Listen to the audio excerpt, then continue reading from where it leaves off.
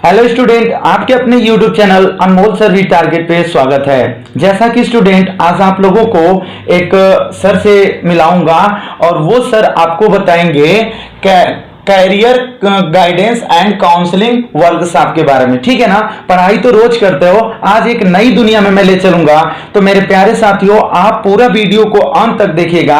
पढ़ाई लिखाई के बाद, ठीक है ना, पढ़ाई लिखाई तो आप बहुत लोग करते हो, बहुत लोग करके बैठे हैं, तो उसके आगे क्या करना है ना, उसके बारे में सर आपको बताएंगे कि किस तरह से आप क्या करेंगे तो बहुत कम समय में ही आप सफल हो जाएंगे। ठीक है, तो मेरे प्यारे स्टूडेंट, मेरे प्यारे साथी, ठीक है ना, मेरे प्यारे भाइयों बहनों, आप पूरा वीडियो को अंत तक देखिएगा, बिल्कुल समझ में आएगा कि सर क्या बताएंगे आपके कैरियर से संबंधित। ठीक है, तो मिलिए सर से, आइए सर बोलिए। नमस्ते, आदाब, राम राम।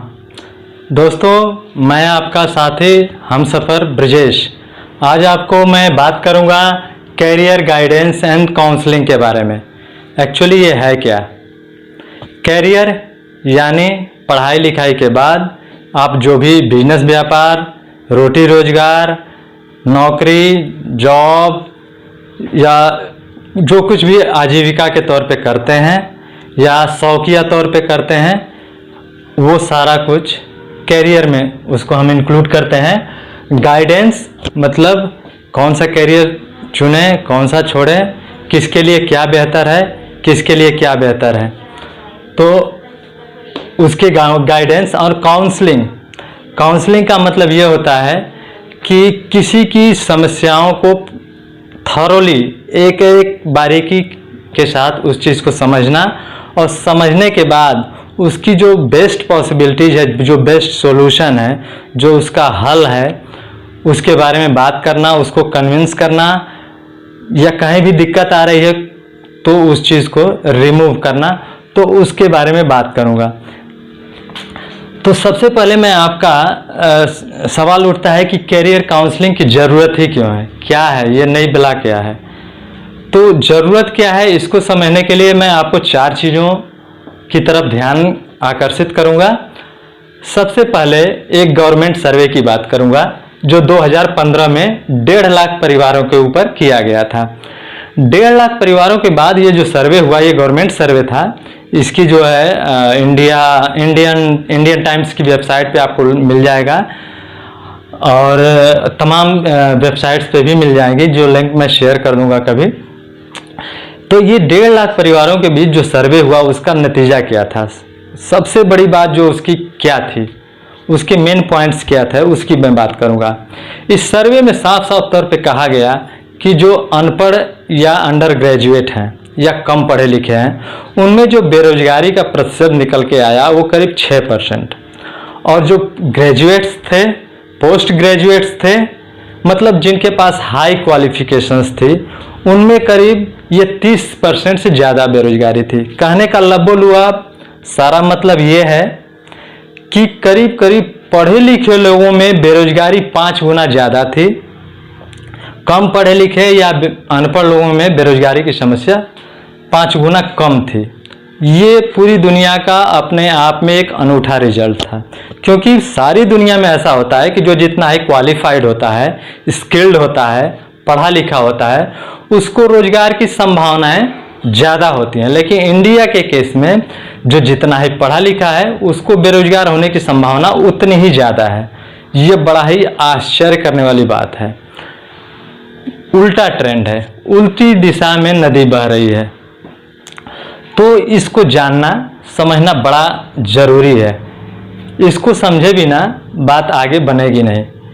दूसरी चीज़ है कैरियर इन्फ्लुएंस, मतलब हम जो आगे जो भी रास्ता चुनते हैं, जिस रास्ते पर आगे बढ़ने की कोशिश करते हैं, उसके फैक्टर्स क्या हैं, किन बेसिस पे हम उनका सिलेक्शन करते हैं, उनका चुनाव करते हैं कि भाई मैं ये करूँगा, वो ये करेगा। तो जो सबसे बड़ा फैक्टर है वो है पेरेंट्स का एक्सपेक्टेशंस। जो माता पिता हैं उनके उम्मीदें क्या है, वो अपनी उम्मीदों के हिसाब से बच्चों को रिकमेंड करते हैं। माता पिता चाहते हैं कि मेरा बच्चा डॉक्टर बने या इंजीनियर बने या चार्टेड अकाउंटेंट बने या बैंकर बने, जो भी है, माँ बाप अपनी उम्मीदों को बच्चों पर थोप देते हैं। तो इस बेसिस पे भी बच्चे जो है अपना कैरियर सेलेक्ट कर लेते हैं। जो पीयर्स का इन्फ्लुएंस है, मतलब जो साथ में रहने वाले दोस्त हैं, मित्र हैं, या रिलेशन में कोई बच्चा है, वो क्या कर रहा है, वो क्या स्पेशलाइजेशन ला रहा है अपनी लाइफ में, किस रास्ते पे जा रहा है, उसके बेसिस पे लोग प्रभावित हो जाते हैं और फिर खुद भी उस रास्ते को चूज कर लेते हैं।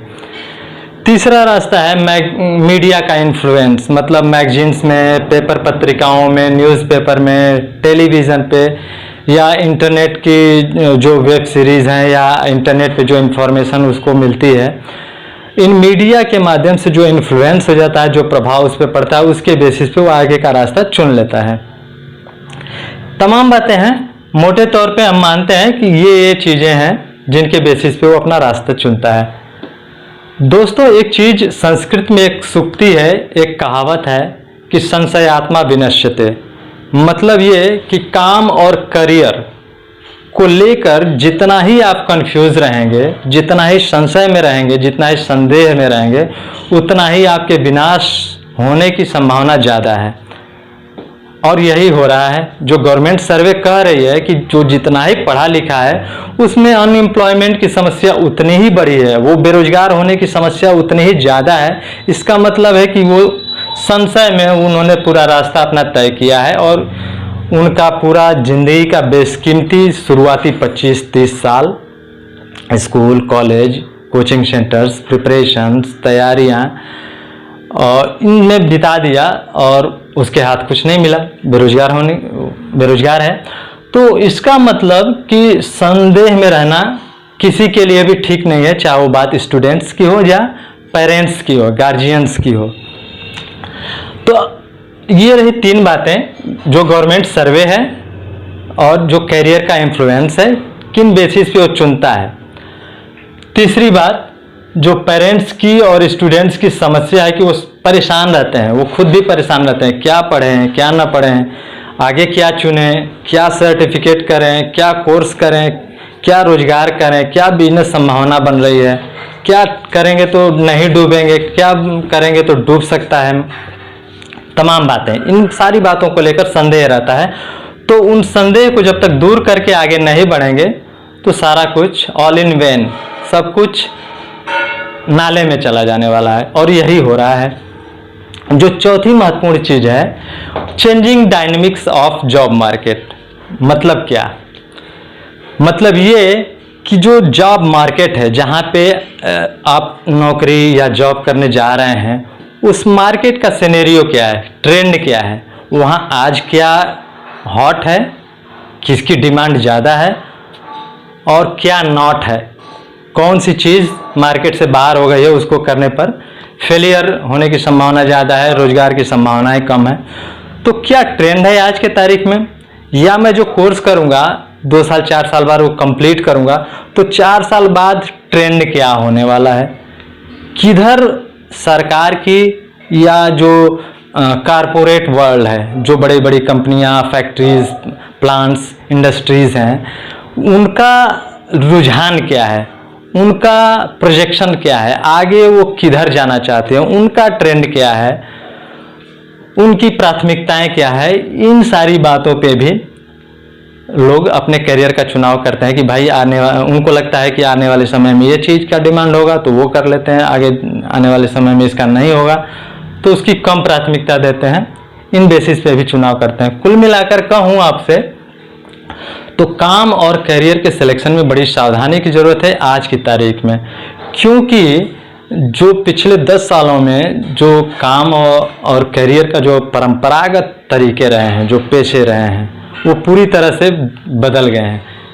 कैपिटलाइज हो रहा है, जो रिसोर्सेज हैं, जो धन है देश का, वो सेंट्रलाइज हो रहा है, कुछ खास इंडस्ट्रीज़ के पास जा रहा है और उसके बेसिस पे वो तय होगा आगे का रास्ता, न कि जो परंपरागत पीछे के 100-200 सालों 500 सालों से जो चला आ रहा है उस ढर्रे पे नहीं चलने वाली गाड़ी दूसरे रास्ते से चल रही है। और तकनीकी ने, टेक्नोलॉजी ने बहुत तेज़ी से बदल दिया है। जैसे कि मैं एक छोटा सा एग्जांपल लूँ, एक जेसीबी मशीन एक दिन में जितना काम करती है उतना काम 250 मजदूर करने में लग जाएंगे। मतलब ये है कि एक जेसीबी मशीन आ जाती है तो 250 लोग बेरोजगार हो जाएंगे। तो जाहिर सी बात है, टेक्नोलॉजी जब शुरुआत में टेक्नोलॉजी आती है तो रोजगार की संभावनाएं बढ़ाती है।